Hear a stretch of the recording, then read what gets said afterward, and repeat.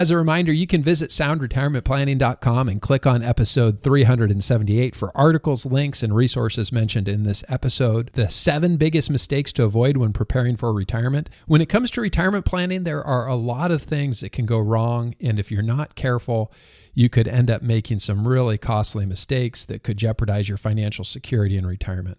In today's podcast, we're going to discuss the 7 biggest mistakes to avoid when preparing for retirement. So since we're talking about mistakes, I thought I'd share a couple of quotes about mistakes.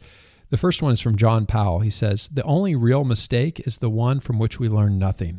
Michael Jordan says, "I have failed again and again throughout my life. That's why I've been successful." Sophia Loren says, "Mistakes are part of the dues that one pays for a full life." Thomas Edison says, "Every wrong attempt discarded is another step forward."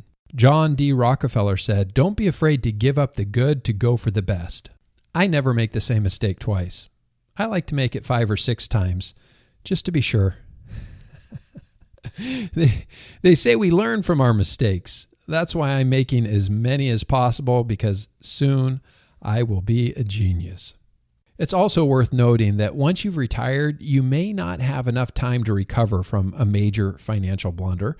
So let's take a look at the 7 simple mistakes that you can avoid while preparing for retirement. Mistake number 1 is not having the right type of financial plan. A lot of people think that they can just save up a certain amount of money and then stop working once they reach that number. However, it's not usually how this works out in reality.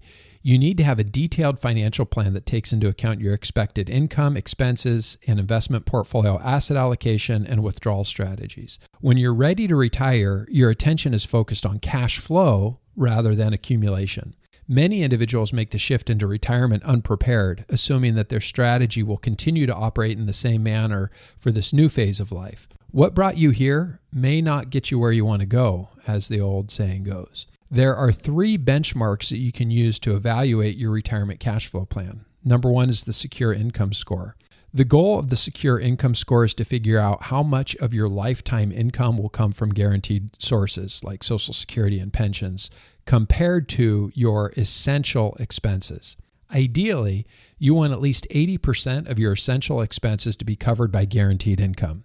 Retirement is all about cash flow. The more secure your income is to cover your basic living expenses, the less you'll have to worry about outliving your money. Number 2, the safe withdrawal rate. The safe withdrawal rate, or commonly known as the 4% withdrawal rule, says that you can withdraw 4% from your investment portfolio in the first year of retirement, followed by cost of living adjustments every year following for a 30-year time period. So what you want to do is look at what is the actual withdrawal rate that you're going to be taking that first year of retirement. And then the next benchmark that you want to look at is your debt to asset ratio.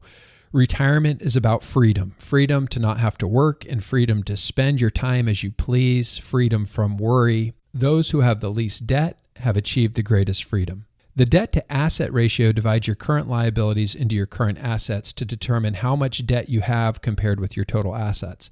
Having 0 debt is the ultimate goal. You want your debt to be 20% or less of your total assets before you retire. And of course, for those of you who are premium subscribers to the Retirement Budget Calculator, you can view these benchmarks for you specifically on your financial dashboard. Mistake number 2 is overspending in retirement. When you retire, you're going to have more time on your hands and hopefully a lot of money in your investment accounts. It's natural to want to spend money to acquire some of the things and the experiences that you're going to enjoy. However, it's critical to realize that your money has to last the rest of your life, and that excessive spending early on might lead to difficulties later. A retirement budget is not about trying to save money. Rather, it's about spending as much as you can without worrying about running out of money in retirement. For married couples, you want to make sure that both people are on the same page when it comes to your spending plan. Some people would be okay spending it all, and I've heard it said, bouncing their check to the undertaker. But for others, it's important to provide a financial legacy to their heirs. The third mistake that you're going to want to avoid is not maximizing your Social Security. Social Security retirement benefits are generally expected to replace 40% or more of a person's pre-retirement income. Social Security is tax-advantaged, inflation-adjusted money that comes with spousal and survivor benefits that must be considered.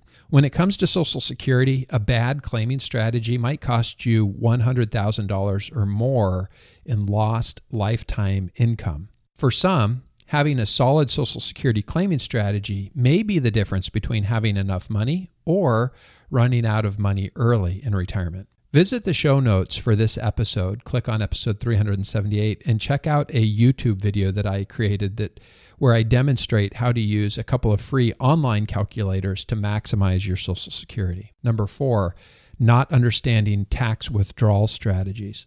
Many retirees will owe taxes on their retirement account withdrawals, and I've spoken with several people who were surprised when their required minimum distributions began and they discovered that they were in a higher tax bracket.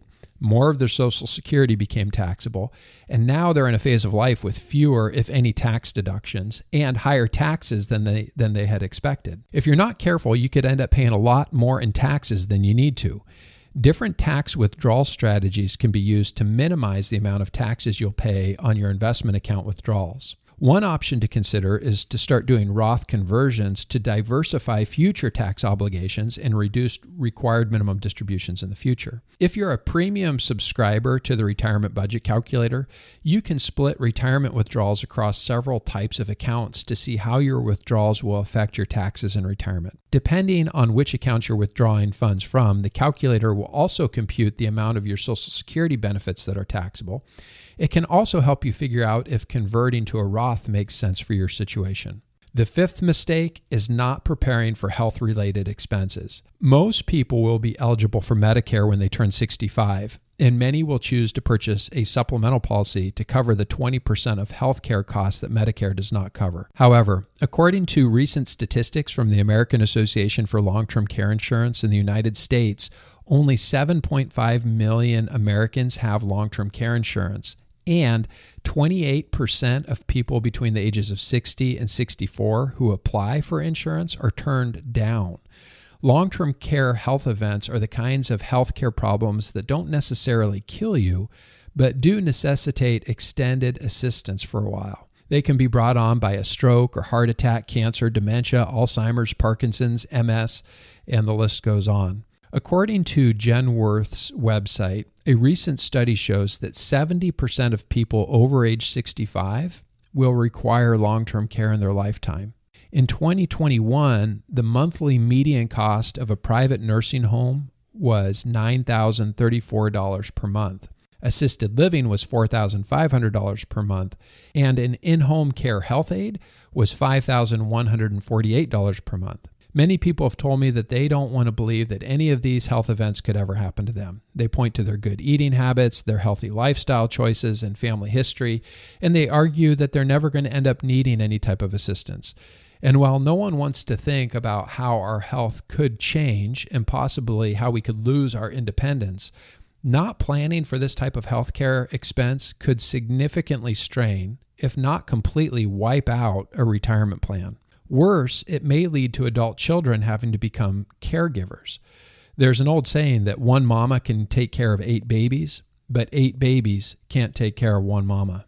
In addition to long-term care expenses, Fidelity predicts that the typical retiree will spend $300,000 on health-related expenditures throughout retirement, and this is in addition to everything spent on long-term care. The 6th mistake is hiring the wrong financial advisor. The wrong financial advisor can cost you a lot of money and cause you a lot of stress.